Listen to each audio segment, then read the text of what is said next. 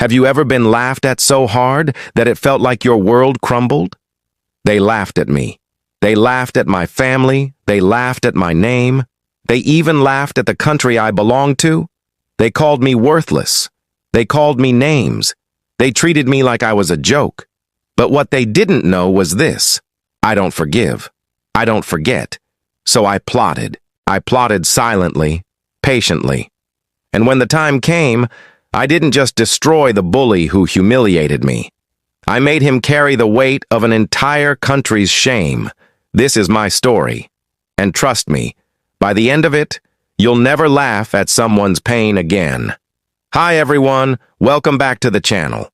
Today's story is a story about revenge, cold, patient, and brutally satisfying.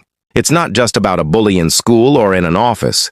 This is about humiliation on a grand stage with entire communities watching, and how one person, written off as weak, powerless, and unworthy, turned humiliation into the sharpest weapon of all. So sit back, because this one is not just about personal revenge. It's about pride, dignity, and reclaiming respect when the whole world tries to take it from you. I grew up in a small town where everyone knew everyone. But in every town, there's always one person who thinks they own the world. In my case, it was Armand, the mayor's son. Armand was rich, arrogant, and cruel. He never worked for anything in his life, but he walked around as if the town owed him everything. I was the complete opposite. I was quiet, bookish, and I struggled to help my parents who were drowning in debt. To him, I was the perfect target. It started small, mocking my clothes, laughing at my accent, making fun of my family. But one day he went too far. It was during the annual town gathering, a celebration where the whole community came together. Hundreds of people stood in the square, music was playing, food was being served, and then Armand decided to make me his entertainment. He grabbed a microphone, called me to the stage, and said, "Ladies and gentlemen, let's welcome the poorest man in our town. He can't even pay his debts, but maybe he can sing for us like a beggar on the street." The crowd laughed. They pointed. Some even cheered. I felt my face burning. My hands were shaking, but the worst part, I saw my father standing in the back. His eyes were filled with shame. That day, Armand didn't just humiliate me. He humiliated my family, my bloodline, my dignity. And at that moment, I swore I would make him pay. Now, revenge is not about shouting back. It's not about throwing punches or screaming insults.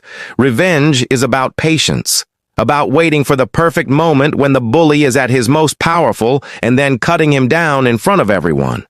I went back to my life, but I never forgot. You see, Armand's father, the mayor, was obsessed with politics, and politics meant money. The town was already in debt, and the mayor used public funds recklessly. The one thing Armand cared about more than mocking me was inheriting his father's empire. And that's when I saw my chance. I studied. I worked in silence.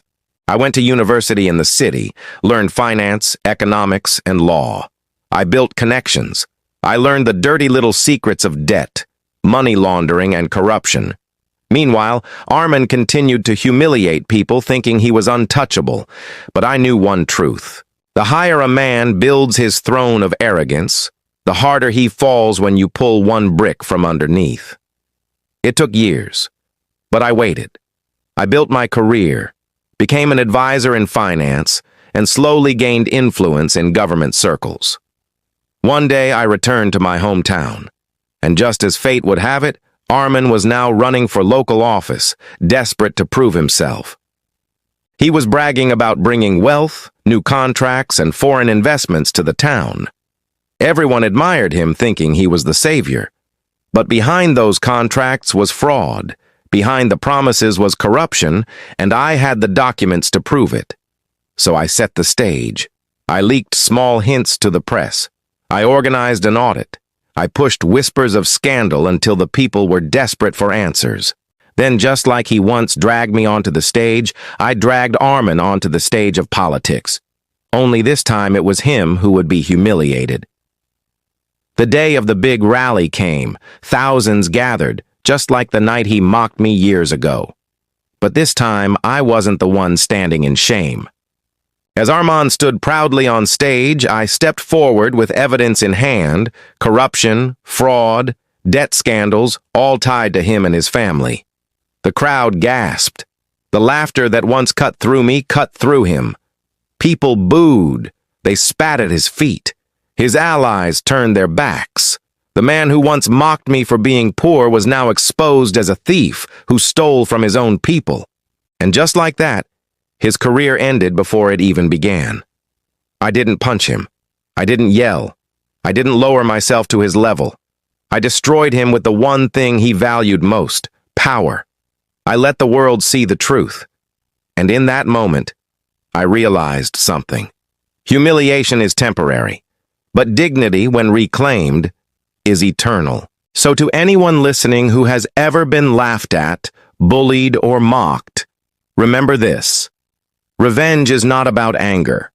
It's about patience. It's about turning the pain they caused you into the power that brings them down. If you enjoyed this story, make sure to hit that like button, subscribe, and share it with someone who needs to hear it. Because bullies may laugh today, but tomorrow the world may laugh at them.